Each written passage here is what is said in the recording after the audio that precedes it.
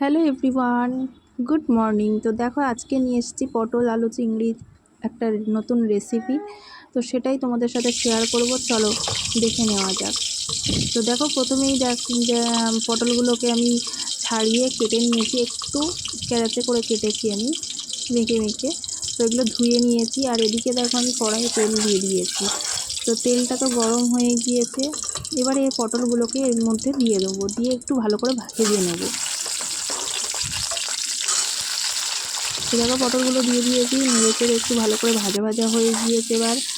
তো এবার এগুলোকে তুলে তুলে রাখবো বাটিতে। তো পটলগুলো তো তুলে নিয়েছি, এবার আমি দিয়ে দেবো এর মধ্যে আলু, টুকরো করা আলুগুলোকে। তো আলুগুলো ভালো করে ভেজে নেবো, একটু লালচে লালচে করেই ভেজে নেবো। আলুগুলো দেখো ভাজা হতে থাক, আর পুরো ভিডিওটা তোমরা এই দেখতে থাকো। কেমন লাগছে অবশ্যই কমেন্টে জানিয়ে। আর যদি ভালো লেগে থাকে তাহলে কিন্তু আমার চ্যানেলটিকে অবশ্যই সাবস্ক্রাইব করো। দেখো আলু তো ভাজা হয়ে গেল কথা বলতে বলতে। এর মধ্যে এবার দেখো দিয়ে দিলাম কেটে রাখা চিংড়ি মাছগুলো। যেহেতু পটল আলু চিংড়ি দিয়েই করবো, সেই জন্য দেখো খুব বেশি বড় চিংড়ি আবার ভালো লাগবে না, আবার খুব ছোটো চিংড়িও মানে কাটতেও অসুবিধা, রান্না করারও ভালো লাগবে না। সেই জন্য একটু মাঝারি মাপের এই চিংড়ি হলেও খুব ভালো হয়। তো দেখো ভাজা হয়ে গিয়েছে, এবার এগুলোকে আমি বাটিতে তুলে রাখবো। তো দেখো এবারে সেই একই কড়ার মধ্যে আমি দিয়ে দেবো একটু পরিমাণ মতো তেল। তো পরিমাণ মতো তেল দিয়ে এবারে দেখো তেলটা তো গরম হয়ে গিয়েছে, এবারে এর মধ্যে আমি দিয়ে দেবো একটা তেজপাতা আমি দুখণ্ড করে নিয়েছি। যেহেতু বড় তেজপাতা সেই জন্য আমি দুখণ্ড করেই দিই। তো এবার দিয়ে দিলাম পেঁয়াজ কুচিগুলো। তো দেখো পেঁয়াজ কুচিগুলো পুরো দিয়ে দেবো আমি সবটাই, দিয়ে এবারে ভালো করে নাড়াচাড়া করতে থাকবো যতক্ষণ না হালকা ব্রাউন কালার আসে, ততক্ষণ পর্যন্ত আমি পেঁয়াজটাকে ভাজতে থাকবো।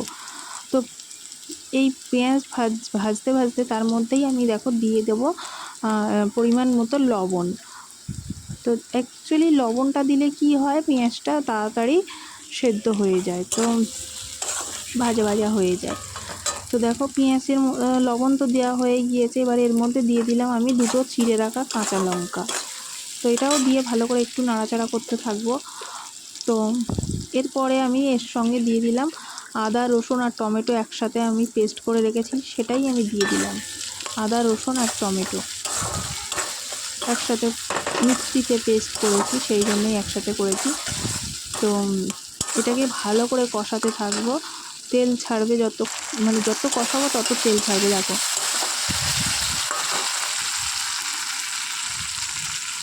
তো দেখো এবার তেল উঠে এসে, এবার এর মধ্যে দেখো দিয়ে দিলাম পরিমাণ মতো হলুদ গুঁড়ো। এরপরে আমি দেব পরিমাণ মতো লঙ্কার গুঁড়ো, কাশ্মীরি লঙ্কার গুঁড়ো। এটা খুব একটা ঝাল হবে না, কালার হবে, তো সেই জন্যই আমি দিয়ে দিলাম। দিয়ে ভালো করে নাড়াচাড়া করতে থাকবো, মশলার যাতে কাঁচা কোনো গন্ধ না থাকে। তো দেখো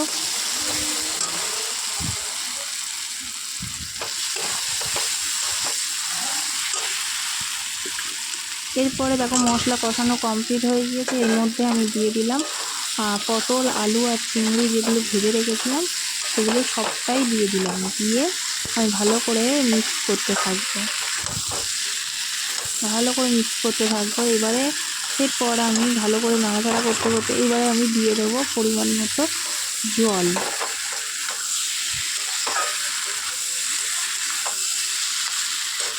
ভালো করে নাড়াচাড়া করবে যাতে মশলাটা খুব সবজির গায়ে লেগে যায়। তারপর দেখো এর মধ্যেই আমি দিয়ে দিলাম পরিমাণ মতো জল। খুব বেশি পরিমাণে দেবে না, দিলে এতে পটলগুলো ঘেঁটে যাবে, আর গোটা গোটা থাকবে না। তো পরিমাণ মতো অল্পই দেবে যাতে আলুটা সেদ্ধ হওয়ার মতো। তো দেখো আমার প্রায় কমপ্লিট হয়ে এসেছে, এর মধ্যে আমি দিয়ে দিলাম শাহি গরম মশলার গুঁড়ো। এভারেস্টের যে শাহি গরম মশলা হয় ওটাই দিয়ে দিলাম। তো দিয়ে এবারে দেখো ওর মধ্যে আমি দিয়ে দিলাম একটু ধনেপাতা কুচি। ধনেপাতা যারা পছন্দ করো না বা ঘরের না থাকলে এগুলোকে স্কিপ করতে পারো। আর দেখো দিয়ে দিলাম 1 চামচ মতো একটু ঘি। তো আমার পটল আলু চিংড়ির তরকারি প্রায় কমপ্লিট। তো তোমাদের কেমন লাগলো অবশ্যই কমেন্টে জানাও। আর যদি ভালো লেগে থাকে তাহলে অবশ্যই সাবস্ক্রাইব করে দিয়ে যেও আমার চ্যানেলটিকে, যাতে নতুন নতুন ভিডিও তোমাদের সঙ্গে আবার শেয়ার করতে পারি। তো আজকের মতো চলো এখানেই শেষ করি। টাটা। দেখা হবে আবার অন্য কোনো ভিডিওতে, নতুন কোনো রেসিপি নিয়ে, নতুন কোনোভাবে। তো আজকের মতো চলো টাটা, এখানেই শেষ করছি।